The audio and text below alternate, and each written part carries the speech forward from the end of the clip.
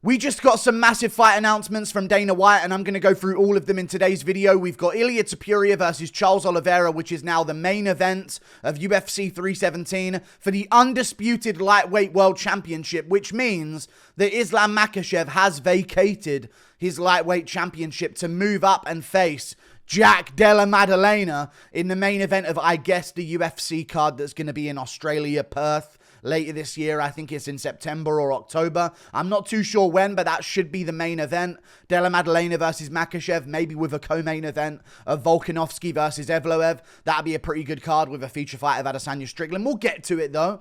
There's other announcements that have been made, too. We've got, this is the main event. This is the co-main event of UFC 317 in June. And this is the rest of the card, which I'm really going to go through in today's video because I can't help but notice that Justin Tafa's on the main card of this as of right now. And that needs to immediately change. That needs to immediately change or I'm not going to be happy, okay? I'm really unhappy with this. But the card overall is okay, I guess. And that's what we got to get used to. I think it's okay, you know? It's an okay card. And that, by today's standards, is the creme de la creme of UFC fight cards. Enough to appease the entire fan base, of course. And we've also got Plessis versus Chimaev, which is going to be the main event of UFC 319 in Chicago, I think it is. So this might take off the table the idea of a Pereira versus an Ankalaev too.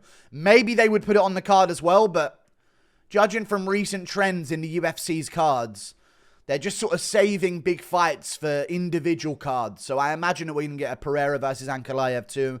Maybe in October in an Abu Dhabi main event. I could see something along these lines. Maybe they're going to Brazil at the end of the year and they want to do something there. I don't know, but we're going to get into these. So we've got Ilia Topuria versus Charles Oliveira. Very intriguing stuff. Very, very hyped up fight. I'm leaning towards Ilia Topuria. I think Charles Oliveira can win.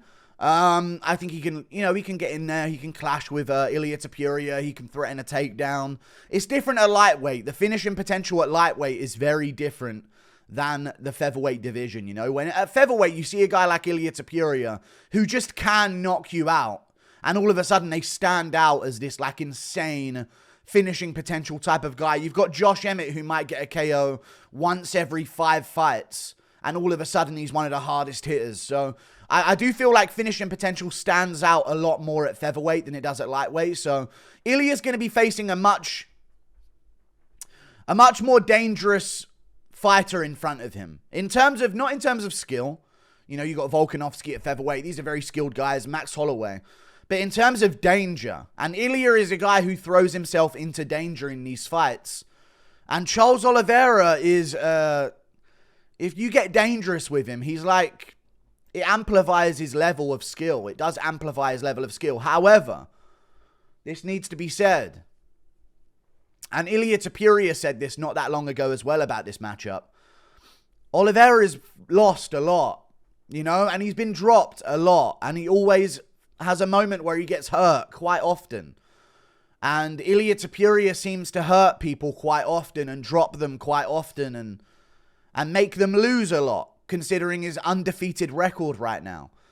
So I do think that Ilia Topuria is going to win this fight. I got Ilia Topuria by finish because I don't think Oliveira is going to be able to play a counter-striking game on the back foot. I just don't see that happening. So I think if Ilia Topuria is going to lose or Oliveira is going to try and win, he's going to try and damage Topuria from the clinch, shoot offensively with a grappling, which he could get something done from. He could get a takedown and get the back. That's Oliveira. He could do that, but we haven't seen that. And I don't think Ilia's more lost on the ground than Michael Chandler is when it comes to giving up his back. Or I think Ilia's got that, and he's got fight IQ as well. He seems to make correct decisions quite a lot. Or Oliveira could maybe crash in there and land some big shot on him moving forward, being aggressive. I just think Ilia's hands are going to be way faster. And I think Ilia's hands are going to get through the guard of Oliveira, or around the guard of Oliveira, should I say. I think he's going to find body shots in this fight as well. So I'm going to go with Ilia Topuria. I think there'll be a moment where he knocks down Charles quite badly, stands him back up after a failed TKO finish, and then puts it on him again and maybe puts Charles Oliveira away with a body shot, headshot combination up against the cage. I've got Ilia Topuria winning, but another part that's interesting about this fight is Islam Makhachev's vacated the lightweight world championship, which is something, listen, I know my audience. I know who I want to lose in this sport more than others. Listen, I get it.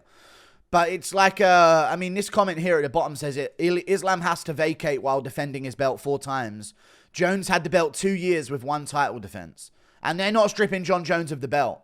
I might make a whole other video tomorrow about some of the antics that John Jones has been up to. But yeah, they're taking the belt off of Islam Makhachev because they've got to move on with the featherweight, with the lightweight division. And Makhachev fought in January and won in January. I know he fought Moicano, but that wasn't his fault. You know, he was supposed to be fighting Arman Tsarukyan. Arman Tsarukyan has messed up timelines upon timelines of MMA lineage and history here. And I want him to know that he's done that, the cunt. Okay?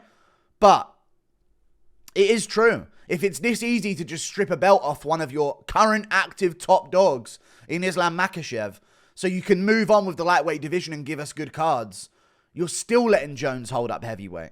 We're still no further to hearing about that. He's on the back of some motorbike caressing some man's hair and sniffing it. I've been sent the video thousands of times on Instagram. So it's an interesting double standard, but I'm okay with it because at least Makhachev is getting what he wants. You know what this starts to feel like? It feels like we're never going to get a double champion again. Simultaneous double champ. Makhachev could beat JDM and become a champion at welterweight, and he would be a double champion, right? But we're not going to get those moments anymore.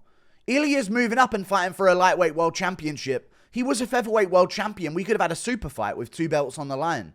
Islam Makhachev's moving up to fight JDM. He's the lightweight world champion, and JDM's now the welterweight world champ. You could have had a super fight with 2 champions.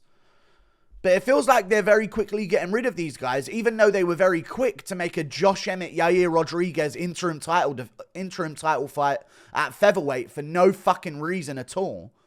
Just so they can move on with Volkanovski versus Makhachev. What I think this is that the UFC wanted Volkanovski-Makhachev. They saw there was nothing left for Volk in the featherweight division. They saw that Makhachev had just got there and there wasn't a clear-cut contender yet. So they made Volkanovski-Makhachev. I think the reason why they've had their belt stripped off of them in terms of Makhachev and also Ilia Topuria is because they've tried to force the UFC's hand for their super fight. And they've got it, but they've got it not on their terms. You know, Ilia got to the top, and the UFC were trying to book the Volkanovski rematch. They were trying to book the idea of a Lopez fight, an Evloev fight. They were looking at ideas for defenses for Ilia Topuria in the featherweight division. And I think Ilia was the one who just said, no, I'm moving up. And then they just said, oh, okay, cool, and we'll have your belt off you, and you can have fun at lightweight.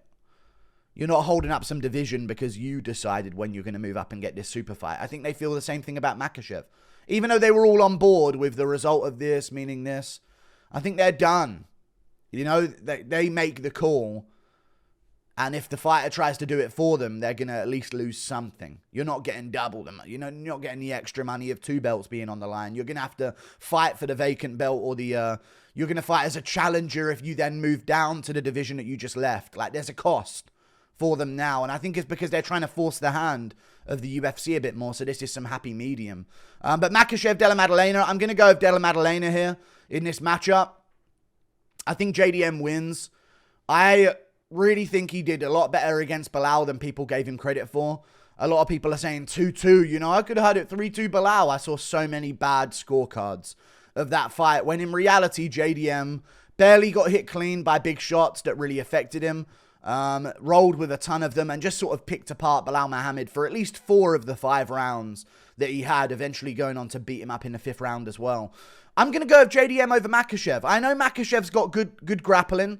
So does Bilal. You know, he dominated a lot of opponents on a come up in the welterweight division.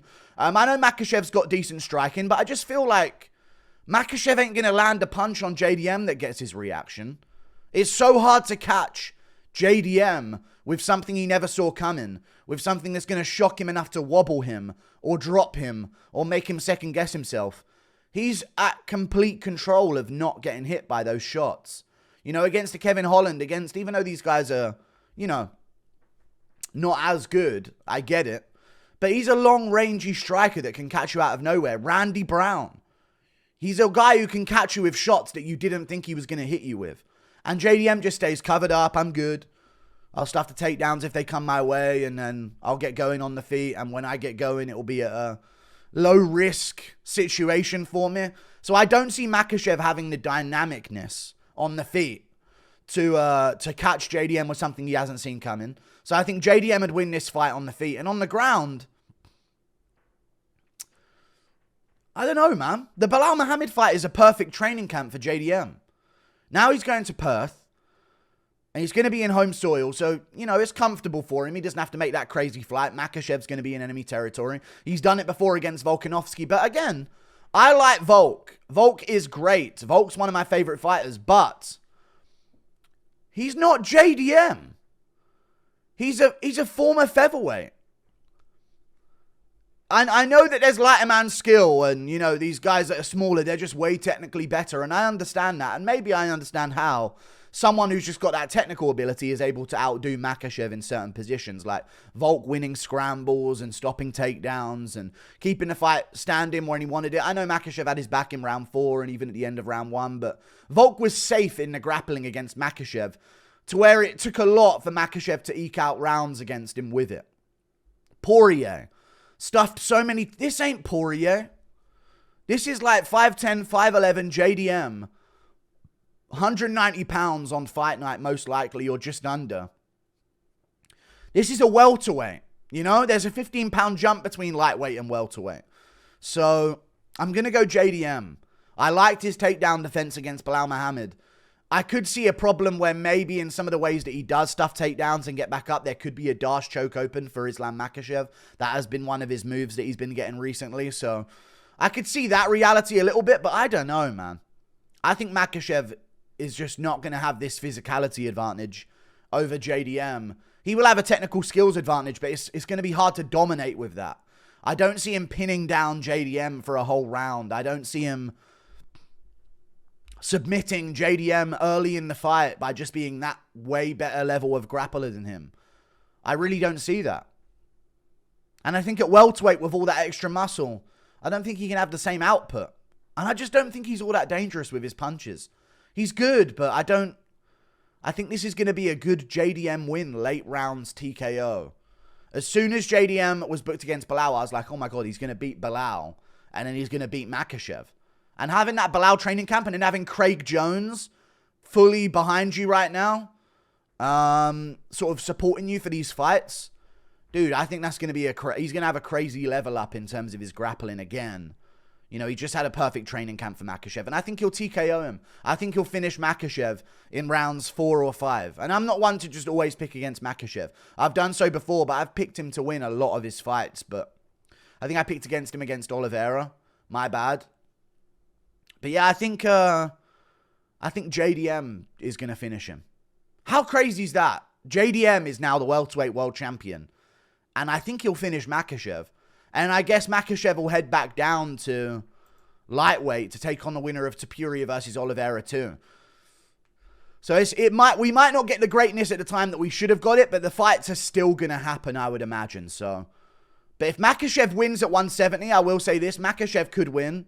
He could just be a different level grappler and get the back of JDM and lightweight skill and, you know, the Belal wasn't that good anyway type narrative comes out. And maybe that is to be true, but I think size does come into factor here quite a bit.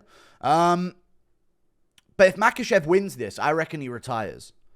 Because it would be hard to have an argument against him being some kind of GOAT, you know, of the sport. And I don't think Makhachev is like, I'm not going to retire until I'm 100% undeniably the GOAT of the sport, no questions asked.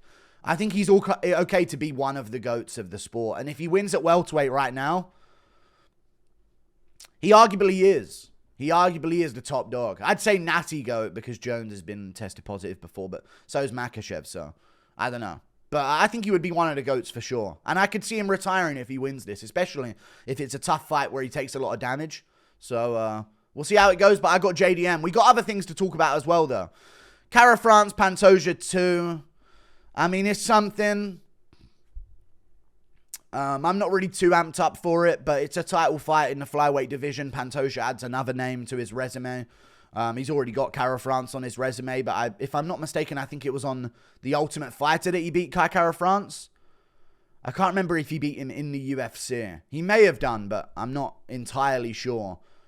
I don't think so. I think he beat him on the Ultimate Fighter, so it's still an exhibition match, which is why we're not seeing a 2 here or a rematch sign going off. But Pantoja's very good, and I think he will beat Kai Kara-France. It's just hard to rely on someone to KO Pantoja. Like, okay, you're going to beat Pantoja, but you've got to chin him. Because he doesn't get wobbled, he doesn't get hurt, he doesn't... And Kai Kara-France, he does have some knockout power, but there's a level of flyweight that doesn't get knocked out by him. Brandon Moreno, there's these levels of chins where, okay, Kara-France may hit hard enough to KO. Like, if you put him against a Matt Schnell, he's probably going to get a KO win. If you put him against a Royval, he's probably going to drop him at some point, which he did in their fight before getting finished. But there is a level of flyweight. Like, even Steve Erceg's a little dainty, scrawny, taller flyweight, got hurt, got put away by Kai Kara-France. But another little Terminator in Alejandro Pantoja, I think he'll just out-grit Kara-France, outdo him. And I think it's just sort of this thing where if Amir Al-Bazi can mix in grappling and make it even close enough to be a robbery for him, then Pantoja's going to take it to that next level and sort of turn it up to where he gets like a 49-46 decision. Now, moving on to the rest of the UFC 317 fight card. This is International Fight Week 2025. And it doesn't look good, man. It doesn't look good. It looks weak. I wish we would have certain cards of the year where we actually cared to make it a big deal. I'm sorry, but Jonata Deniz, Justin Tafa better be nowhere near that main card of UFC 317. Why is it so hard up there? But the problem is, I like Brandon Royval versus Manel Kape. I like Beneil Dariush versus Renato Moicano. I guess that means we're not getting Mauricio Huffy on this card. I like Paulo Costa versus Roman Kopylov. Are they the rest of a pay-per-view card in UFC 2025 in May? Is there no top 5 contender matchup we could find in any of the 8 male divisions in the UFC that could possibly be on the main card of International Fight Week, UFC 317. Listen, I know it's not UFC 300. I know it's not UFC 400. I know it's not a John Jones Aspinall undercard, but surely there are some top 5 contenders out there somewhere that would like to be on the International Fight Week main card. At bantamweight, at featherweight. I know some of them have already fought, but there are others. I feel like there are so many fighters right now, and maybe it's not the UFC's fault. I feel like there's so many fighters right now that I'll look at them in like number 7 in the rankings or number 5 in the rankings, and I won't have watched them fight for an entire year. Come back to the rankings after a year, they're still ranked right there, not doing anything with their career. So I don't know anymore, but it's a decent card. It's okay. I'll enjoy it. I hope the early prelims get some like fun prospects added on there, like from the Contender Series. Maybe we get a Lona Kavanagh on the undercard of this, somewhere good on the prelims against someone. Maybe we get a Luke Riley signed to the UFC. Maybe we get something along these lines, something of some level of interest or hype when it comes to a fighter making their debut. This would have been a good Artem Vatakov debut if the UFC didn't lowball him when it came to offers for money coming into the UFC. So, I don't know, man. I just think Paulo Costa, Roman Kopylov, number 12 versus number 14, as the feature fight of a pay-per-view in 2025. I like Paulo Costa. You know that. I'm a big fan of Paulo Costa. Been waiting for his return for a long time. But is there no one else? Where is Baralho or Amavov? You know, I know Amavov recently fought, but dude, you won by KO without taking nearly any damage. Where is a Baralho on this card? They were talking about rumors of a Baralho Amavov being on this card. What are you saving these matchups for? Where's Sergey Pavlovich? Where is, you know what I mean? Where's Cyril Gane? I know they're waiting right now because of the logjam at heavyweight. So, I don't know, man. I really want to start getting some solid pay-per-views, but I guess we may have to wait just a little bit longer. But we've got Plessis versus Chimaev. That's a big matchup. I don't know what that... But the problem is when I see this now, I like Plessis Chimaev. I think it's an amazing fight. August, great. Pay-per-view time, UFC 319. This is going to be an amazing main event. But the problem is, I know there's going to be nothing else good on the card. After looking at UFC 317, there are some good fights. Dariush Moicano's a good fight. It was supposed to happen. They're rebooking it. Good. I like the matchup for Moicano. I think that's a good matchup. Costa Kopylov is a fun matchup. But there's nothing else that draws any level of, like, star power. There is. But you know what I mean. There's a certain fine line of star power combined with, like, ultimate talent. Where they're title contenders, they're a guy who's on their way to a title, there's someone, and I don't know where they all disappear to every time we get a pay-per-view announcement. Doesn't make any sense to me. But du Plessis versus Chimaev, great card, well, great fight to headline a card. I don't know what's going to be on the undercard of this. This is going to be in Chicago, so, I mean, I guess Bilal would have eyed up this fight card if he was going to be coming back. I don't know if he'll be fighting on this card anyway. Maybe Bilal will try and get right back in there, but I'm assuming he's going to take a lot of time off to recover from the damage. I saw his lip after the fight with JDM. He's going to need a lot of time off. So I don't know what they're going to put on this undercard. I can't even think anymore. I guess it's going to be like a women's fight. Get Zhang Weili, Shevchenko on the go. What are we waiting for with some of these matchups? Like, let's actually get some big fights done. I'm leaning towards du Plessis against Chimaev. I think du Plessis is going to win. I think he'll survive round one, and I think that's what it comes down to. And Chimaev, when he gets a first round finish, is the most, like, worrying fighter to look out for on the entire roster. Everybody's somewhat scared of him, like, who is this guy? But then just a fight before, you'll see him go to a decision, and all of a sudden it'll be like, oh, hang on. It's not a first round finish every single time. That was actually a pretty lackluster performance. He's kind of mid. And in the fight before that, he'll destroy someone in the first round, and everyone would have been like, this guy's a monster. Nobody can beat him. He beats Pereira up a weight class in round one. And then you see him the fight before that, and it's Gilbert Burns, and it's all of a sudden, now this guy's pretty mid. You know? Even though those guys are good. Usman and Burns are very, very good. I think du Plessis can survive round one. I think Whittaker is bullyable, and that is something I should have taken into consideration. And of course, he had that teeth problem. The rear naked choke wasn't in. It wasn't under the neck. He just put it across the jaw and squeezed just a little bit. I know people that say let him squeeze it on you, see what you think about that squeeze. But trust me, it wasn't a full-on crank that slowly got tighter and tighter. He just put the forearm over the lower jaw of Whittaker and applied some level of pressure. And Whittaker immediately, like, panic tapped because his teeth caved in. I don't see that happening with du Plessis. I think du Plessis is going to do things like roll for a leg on the ground, try and get guard back on bottom position. And we see Chimaev is sort of like a dominant position or nothing type of fighter, and he doesn't see full guard as that position. I don't think he even sees half guard as that type of position either. He wants the back. He wants a body lock around the back of you, and he wants to put hooks in on the back and eventually get mount or the back with a body triangle locked in. Like, he doesn't take it if it isn't that. So I think there's answers to Chimaev. Sure, du Plessis could get submitted, but I think he can survive round one, and if he does that, I think he will beat Chimaev. You know, Chimaev will feel that presence in there in the second, third, and fourth round. And I think du Plessis is going to win. I wouldn't even be surprised if he shot on Chimaev.